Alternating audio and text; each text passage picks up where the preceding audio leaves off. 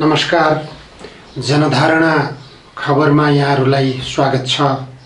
महाकाली सन्धिमा राष्ट्रघात गर्ने जो नेपालका पूर्व प्रधानमन्त्रीका रूपमा प्रस्तुत भइरहनुभएका व्यक्तित्वहरू हुनुहुन्छ र राजनीतिक दलका शीर्ष नेताहरू पनि हुनुहुन्छ। शेरबहादुर देउवा, माधव कुमार नेपाल, अहिलेका प्रधानमन्त्री केपी ओली र पूर्व प्रधानमन्त्री झलनाथ खनाल र महाकाली सन्धि हुँदा ताका महाकाली सन्धि गर्नेहरूलाई निकै जोडतोडका साथ खबरदारी गर्दै नेपालमा दीर्घकालीन जनयुद्धको नारा दिएर रक्तपात मच्चाउँदै रक्तपातपूर्ण युद्धको नेतृत्व गर्नुभएका कमरेड प्रचण्ड र बाबुराम भट्टराई यी सबै पूर्व प्रधानमन्त्रीको हैसियतमा हुनुहुन्छ अहिले र नेपालमा विदेशी हस्तक्षेप बढ्यो भन्ने सन्तास पैदा गर्ने गरिकन उहाँहरूले संयुक्त विज्ञप्ति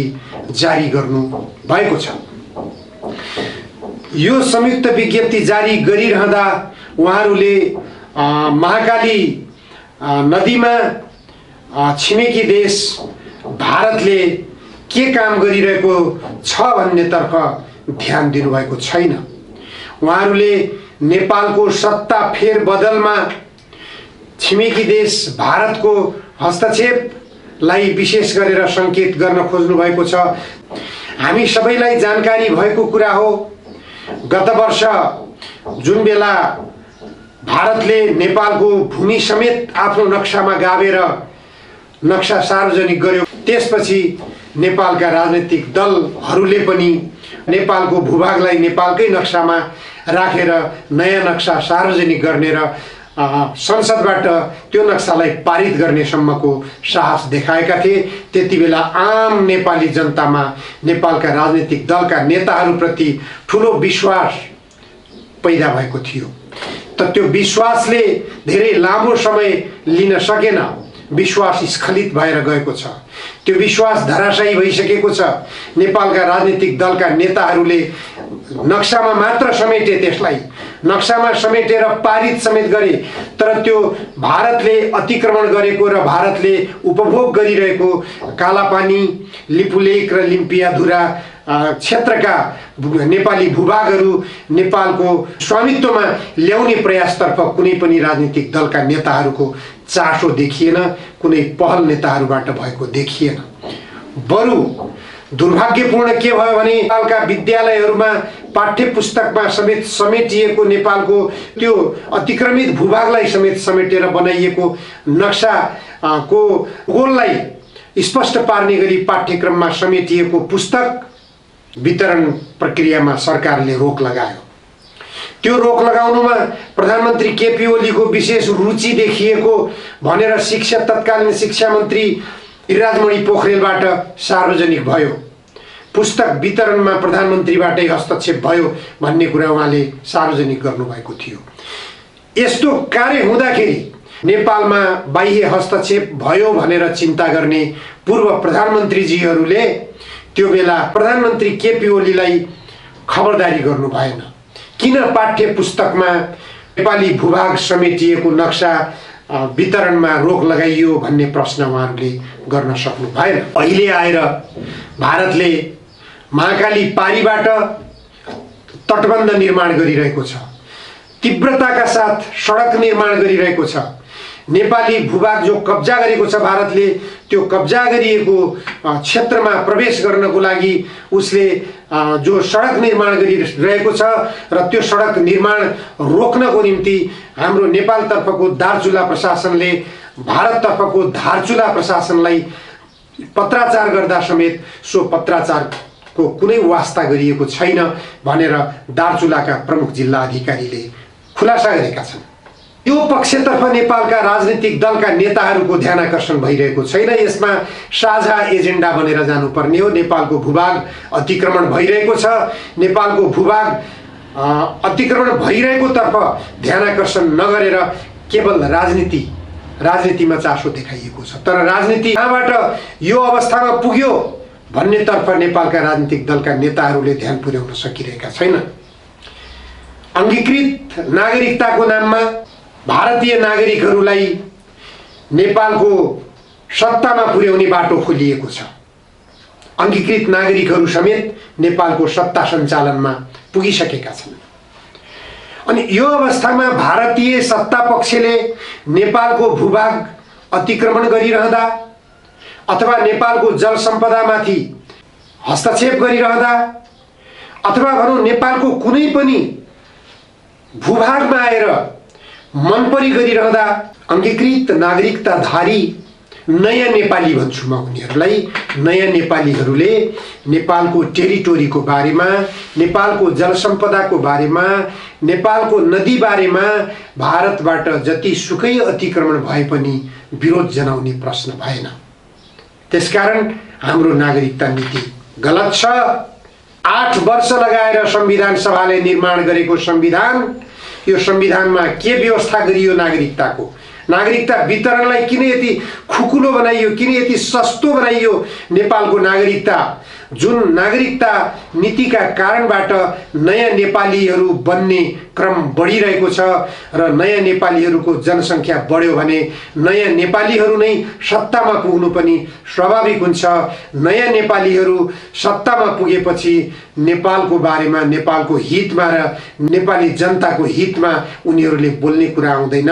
उनीहरूलाई जसले नयाँ नेपाली बन्न यहाँ पठाएको छ उसैको हितमा बोल्ने हुन्, उसैका गलत कामहरूको पनि समर्थनमा बोल्ने हुन्। हामीले नाकाबन्दी भोगेको हो, नाकाबन्दीमा खुलेर नाकाबन्दीको समर्थन जनाएका नयाँ नेपालीहरू सत्तामा पुगेका छन्, उनीहरूले गर्ने त्यही हो।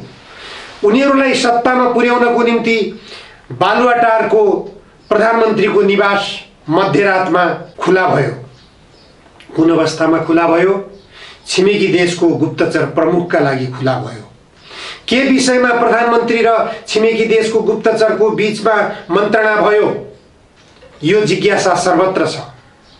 त्यसपछिका भेटघाट पछिका परिणामहरू के भइरहेका छन् त्यसैबाट हामी अनुमान गर्न सक्छौँ। अनुमान यस बारेमा पनि गर्न जरुरी छ कि त्यसपछिका जति पनि सरकारका गतिविधिहरू छन् नेपालको राष्ट्रिय स्वाधीनतातर्फ पटक्कै पनि वास्ता गरिएको छैन। यसतर्फ बिल्कुल लापरवाही गरिएको छ, बेवास्ता गरिएको छ, विदेशीको स्वार्थमा केन्द्रित रहेर काम गरिएको अवस्था छ। यी अवस्थाहरूतर्फ ध्यान पुर्याएको छैन। गत वर्ष दार्चुलामा बाढी आएर सदरमुकाम डुबान भएको थियो, ठुलो जनधनको क्षति भयो। त्यो क्षति फेरि हुने बेला आइसकेको छ, बर्खायाम सुरु भइसकेको छ। कोशी नदीको डुबान हामीले पीडा भोगिरहेका छौँ।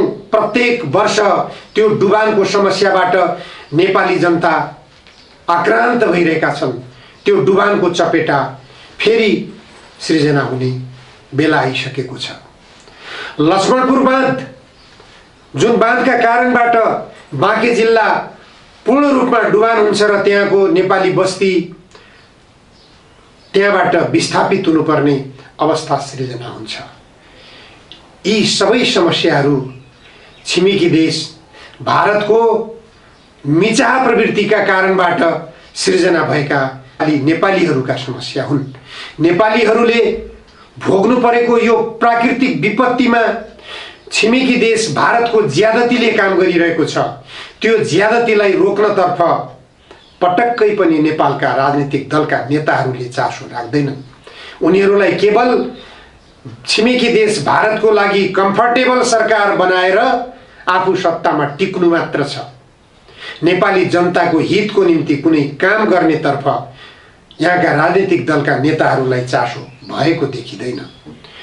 गत वर्ष जुन बेला नेपालमा नक्सा पारित गरिँदै थियो संसदबाट, त्यो बेला नेपाली सेनाको एउटा टिम लिपुलेक, कालापानी र लिम्पियाधुरा क्षेत्रमा भिडियो निर्माण गरेर पनि फर्केको जानकारी पाएको थिए। त्यो बेला भारत पक्षबाट कस्तो किसिमको ज्यादती भइरहेको छ र नेपाली जनता कसरी प्रताडित भइरहेका छन् भन्ने बारेमा नेपाली सेनाको त्यो टिमले जानकारी सम्पूर्ण रूपमा रेकर्ड गरेर समेत ल्याएको छ। भारतले आफ्नो तर्फबाट महाकाली नदीमा तटबन्ध बनाएर यता नेपालतर्फ बाढीको प्रकोप बढाउने काम गरिरहेको छ। नेपालतर्फबाट सामान्य रूपमा जनता ओहोरदोहोर गर्ने हिँड्ने गोरेटो घोडेटो बाटो ध्वस्त बनाइएको छ। भारतीय पक्षको मिचा प्रवृत्तिबाट त्यो क्षेत्र हिड्डुल गर्न समेत नेपालतर्फबाट अवरोध भइरहेको अवस्था छ।